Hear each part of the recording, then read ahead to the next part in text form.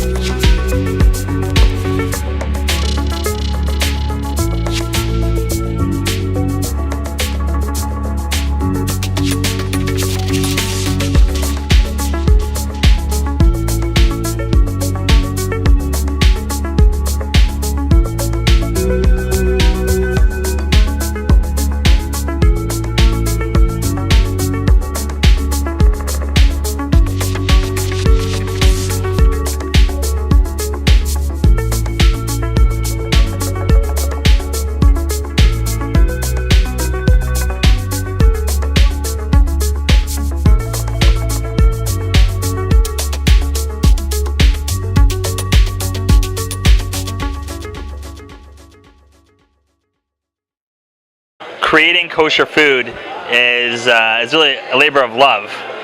Tell us what you have here tonight.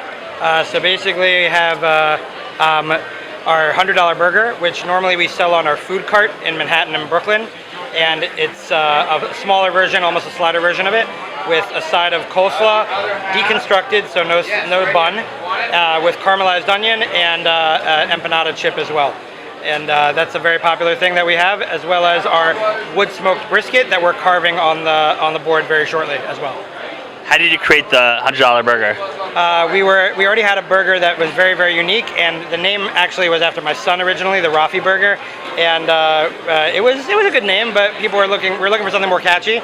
And we had 5 clients of ours that came to us, called me one time very late at night, and they said, "Would you make us some food?" And I said, "It's 3 o'clock in the morning." And they said, "We'll pay $100 a burger." So I said, "Okay, I'll come by." So the name stuck, and people really love it, and it's a very unique taste. Where can people learn more about your business? They can go to Facebook and look up Judd's Memphis Kitchen, or they can go to @Judd'sMemphis in Instagram or Twitter. or www.judsmemphis.com. Ari, you've done some incredible things over the years, and tonight's a great night for food. Tell us what we have here tonight. So tonight we are basically celebrating the year of kosher sausage, and with a new line of our products, starting with 6 different sausages coming to market in the next 10 weeks, just after Pesach. I'm sort of celebrating that fact and featuring those exact products here. So, for instance, right here we've got a chorizo y papas, which is like a Mexican-style sausage, as opposed to a German beerwurst. Just the next space over, where my wife is working, with a bourbon, cabbage, kraut. The next one is a sweet Italian with like a red pepper onion jam.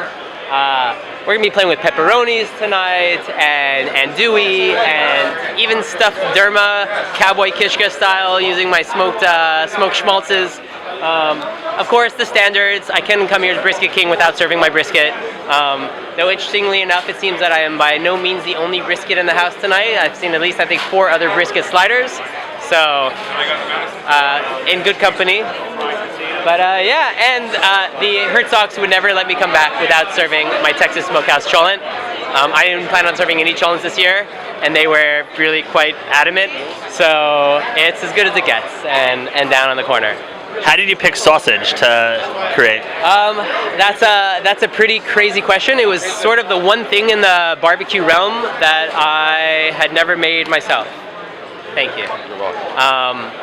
It's the one thing that we would purchase from other people, and so for me it was sort of like that last frontier, and I've fallen in love. I mean, it's amazing, and really made me realize once we started making them,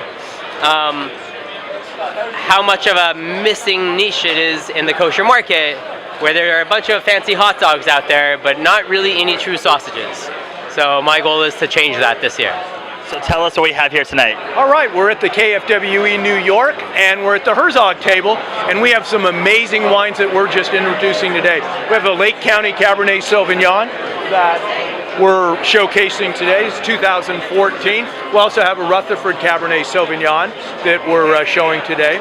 A wonderful Clone 6 from the Warnicki Vineyard. And then we're going to finish it off with the Generation 8 2014 Cabernet Sauvignon from the Oak Knoll area. So I got two main questions. All right, I love meat. Okay. All right. And ribeye, usually ribeye. And I can't find the right usually wine to pair with it. What do you recommend? Okay. I would say the Alexander Valley Cabernet Sauvignon Special Reserve is something that's great with ribeye. And then right now we're showing the Rutherford Cabernet that I mentioned just a few seconds ago. That's going to be perfect because that wonderful fat content that the ribeye has is really going to pair off of the astringent and tannin in that wine, no big wine. And as people start thinking about Pesach, sure. What's an affordable wine that's good, for 4 cups? Oh, I would definitely do something with the variations. Maybe the variations 3, 4, or 5. That's a really nice priced wine. 100% Cabernet Sauvignon. I think that would work really good for Pesach, the 4 cups. As you can see, the Kosher Food and Wine Experience is a truly unique event which brings the most incredible kosher wines from around the globe and some delicious food. This is Aaron Herman, and thank you for watching.